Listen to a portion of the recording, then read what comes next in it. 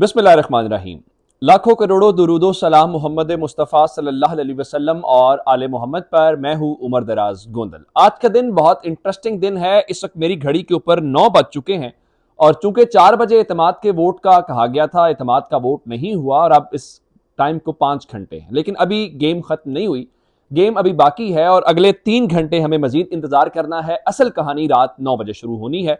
उसकी वजह यह है, बाकी सारी बातें कि तारिक खलील संधू साहब ये कहें कि अगर चार्ज ना छोड़ा परवेज इलाही साहब ने तो हम रेंजर्स और फौज को बुला लेंगे। बिल्कुल बुला लें, और आमतौर पे रेंजर्स उमर सरफराज चीमा के बुलाने के ऊपर तो नहीं आती, बाकी गवर्नर्स के बुलाने के ऊपर पहले भी आ जाती है। तो उम्मीद है आज वो बुलाएंगे तो आज भी आ जाएगी, लेकिन परवेज इलाही बुलाएं तो शायद वो ना आए।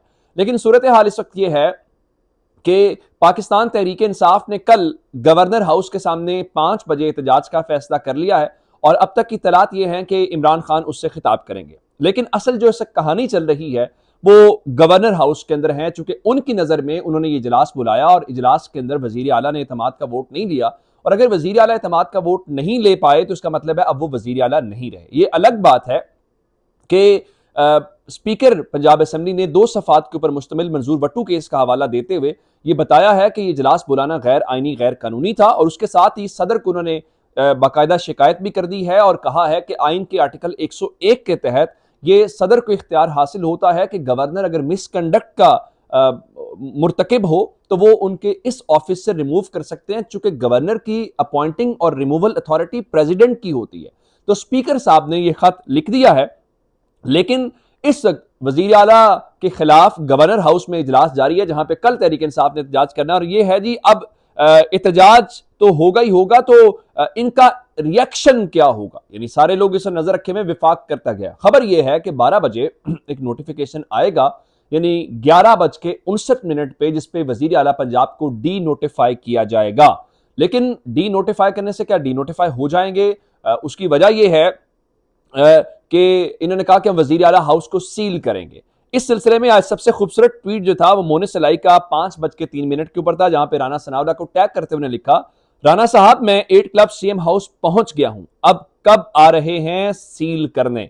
वो नहीं आए। उसके बाद इवन खबर यह है कि राना सनाउल्लाह साहब ये फरमा रहे हैं कि मैंने गवर्नर वजीर आला हाउस सील करने की बात नहीं की। जिसके बाद 8:01 के ऊपर मोनिस इलाही ने ट्वीट किया, राना साहब I am bored now heading home but please do let me know when your plan to कम।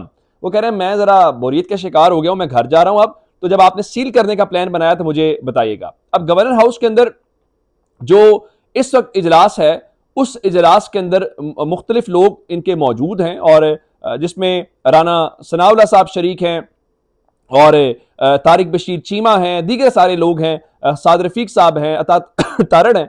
ये कह रहे हैं कि हमने करना क्या है, डी नोटिफाई करना है, आपने क्योस बनाना है। अब तरीके अदम एतमाद के ऊपर वोटिंग तो कल पाकिस्तान तहरीक इंसाफ कराएगी, और मुमकिन तौर पे जब आप वीडियो देख रहे होंगे या उसके बाद एक जो प्रेस कॉन्फ्रेंस है वो शायद नून लीग के रहनुमाओं की जानिब से की जाए और उसमें लाहे अमल का ऐलान किया जाए। लेकिन जो इस एक सिनेरियो है वो ये लग रहा है कि अगर इन्होंने डी नोटिफाई किया 12 बजे तो ये भी तो मुमकिन है कि 12 बजे सदर भी कोई ऐसा नोटिफिकेशन जारी कर दें जिसमें वो कहें कि मैंने गवर्नर पंजाब को उनके मनसब से हटा दिया है। तो आप जिस आर्टिकल के तहत डी नोटिफाई करना चाहते हैं वजीर आला पंजाब को, अगर उससे पहले सदर ने डी नोटिफाई कर दिया तो फिर क्या करेंगे? अब इस सब के बीच में एक और जो इंटरेस्टिंग सूरत हाल है वो ये है कि नामालूम अफराद सरगर्म हो गए हैं। पहले खबर यह आई कि जरदारी साहब ने मुल्तान और हाफजाबाद की जो खवातीन एमपीएस हैं तहरीक इंसाफ की, उनको करोड़ों रुपए की ऑफर्स की हैं, ये मैंने आपको पहले बताया, और उनकी इमरान खान से मुलाकात हुई है और इमरान खान ने उनसे कहा पैसे शैसे ले लें, पैसे तो इनके सिंध से जरदारी साहब लेके आए हैं तो वो ले लें, लेकिन आप नजरिए के साथ रहें। लेकिन अब खबर क्या है, हमाद अजहर साहब और फवाद चौधरी साहब ने ट्वीट किया, प्रेस कॉन्फ्रेंस अपने थोड़ी देर पहले जमान पार्क के बाहर उन्होंने की है। वो ये कह रहे हैं कि जनाब नामालूम अफराद की जानिब से तहरीक इंसाफ के एमपीएस को कॉल्स की जा रही हैं। कॉल्स करके क्या कहा जा रहा है? उनको कहा जा रहा है कि आप एब्सटेन करें, आप कल जो वोटिंग होनी है उसमें से गायब हो जाएं। तो इसका मतलब क्या है? इसका मतलब यह है कि इदारे क्या न्यूट्रल हैं, और इस सिलसिले में जो एक्सप्रेस न्यूज की खबर है मैं वो कोट करके आपको सुना देता हूं। इमरान खान इस सिचुएशन को ऐसे जाने नहीं देंगे, उन्होंने बाकायदा इदारों को वार्न किया। एक्सप्रेस क्या लिखता है, असेंबली की तहलील हमारा आईनी हक है, इदारे अपनी हुदूद में रहें, जिसका मतलब है अगर आप इस तरफ आएंगे तो फिर जाहिर बात है आपको उसका जवाब भी मिलेगा। ऐसा नहीं हो सकता कि आप ये सारा कुछ करें और तरीके इंसाफ खामोश रहे। अब दूसरी जानिब ये जो ट्वीट है, इसको सारी बातें छोड़ के जो असल खबर है, आज की सबसे इंटरेस्टिंग खबर ये थी, चूंकि पाकिस्तान तहरीक इंसाफ ने तो कल अपनी पार्लिमानी पार्टी का इजलास शाम 6 बजे बुलाया हुआ है, लेकिन आज काफ लीग की पार्लिमानी पार्टी का इजलास था। चूंकि सारी कहानी इस बात के ऊपर है कि काफ लीग के कितने एमपीए चौधरी शुजात के साथ होते हैं और कितने परवेज इलाही के साथ होते हैं। वजीर आला ऑफिस के अंदर आज पार्लिमानी पार्टी काफ लीग का, और आपको याद होना चाहिए कि काफ लीग के अंदर 10 उनके एमपीएस हैं, तो चौधरी परवेज इलाही की सदारत के अंदर आज इजलास हुआ। 10 के 10 एमपीएस मौजूद थे, जिसमें उन्होंने बताया है, बाकायदा जो ट्वीट है सीएम परवेज इलाही के ऑफिशियल ट्विटर हैंडल से, उन्होंने बताया कि पार्लिमानी लीडर मुस्लिम लीग कायद आजम एमपी साजिद भट्टी, हाफिज अम्मार यासिर, शुजात नवाज, मोहम्मद अब्दुल्ला वड़ाइच, मोहम्मद रिजवान, इसानुल हक, मोहम्मद अफजल, खदीजा उमर और बासमा चौधरी ने इजलास में शिरकत की और हुसैन इलाही मौजूद है। मैं आपको एक यहाँ इंटरेस्टिंग बात बताना चाहता हूँ।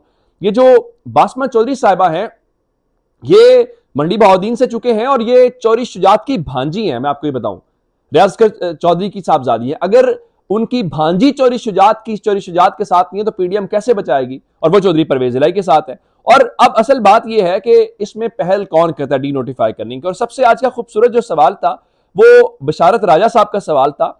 उन्होंने कहा कि हम तो असेंबली तोड़ के अवाम में जाएंगे, तुम आइन तोड़ के कहां जाओगे। यानी फैसला आप ये जो सारा कुछ कर रहे हैं, आइन तोड़ रहे हैं, ये किसके लिए कर रहे हैं, ये सबसे इंपॉर्टेंट सवाल है। और ये सारा कुछ क्यों किया जा रहा है, किसी को कोई बात नहीं है, किसी को कोई मालूम नहीं है। और फिर अंदाजा इस बात से कर लीजिए, एक बात जो बार बार की जा रही है, ख्वाजा आसिफ ने भी ट्वीट किया और कहा जी परवेज इलाही साहब एतमाद का वोट लेने से इनकार, इतराफे शिकस्त है, वोट पूरे हैं तो गुरेज क्यों। यानी सवाल तो बनता है ना कि तहरीक इंसाफ के पास अगर 10 अरकान उनके हैं, और फवाद चौधरी ने कहा कि कल शाम 6 बजे हमारी पार्लिमानी पार्टी का इजलास है, हमारे 177 के 177 अरकान शिरकत करेंगे, 177 वो और 10 काफ लीग के, तो 187 अरकान बनते हैं। और वजीर आला रहने के लिए 186 का नंबर है, तो आपके पास तो नंबर ज्यादा है। लेकिन सवाल फिर भी बनता है कि पाकिस्तान तहरीक इंसाफ के पास नंबर पूरा है, तो आप इत्तेमाद का वोट ले लेते तो ये खेल खत्म हो जाए। सवाल ये नहीं है, सवाल ये है कि इत्तेमाद का वोट नहीं लिया जा सकता जब असेंबली इन सेशन है। हाँ, तहरीके अदम इत्तेमाद हो सकती है और तहरीके अदम इत्तेमाद के ऊपर कल वोटिंग हो जाएगी। इत्तेमाद के वोट का एक मसला ये है कि तो सेशन चल रहा है, दूसरा जिस मंजूर वट्टू केस का हवाला दिया गया है, वो 3 रुकनी बेंच लाहौर हाई कोर्ट का ये कह चुका है कि गवर्नर साहब कम अज कम 10 दिन जो है वो देंगे वजीर आला को इत्तेमाद का वोट लेने के लिए। मसलन क्यों, एक कोई एमपी है वो मुल्क से बाहर हो, तो क्या इसका मतलब ये है कि आप उससे पहले उसकी वजारत उड़ जाएगी या उसको मौका दिया जाएगा वापस आए। अब इस हवाले से कल इनकी तहरीके अदम इत्तेमाद नाकाम होते हुए कैसे दिखाई दे रही है, मैं उसकी आपको एक खबर दे देता हूं कि हमजा शहबाज शरीफ जो शरीफ खानदान के जाननशीन हैं, जो पहले भी वजीर आला बने और अब भी शायद वजीर आला बने, वो खुद मुल्क से बाहर हैं।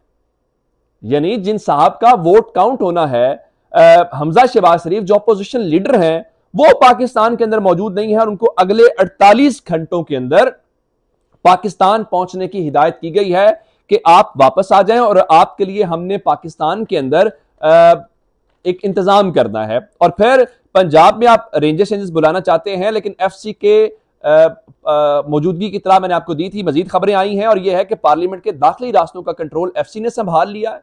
और तर्जुमान कौमी असम्बली कह रहे हैं जी ऐसा कुछ नहीं है, लेकिन वहां पे जो रिपोर्टर्स हैं वो खुद तस्दीक कर रहे हैं और कह रहे हैं जी मामूल की पार्किंग से हमें बाहर निकलने का मौका नहीं मिला।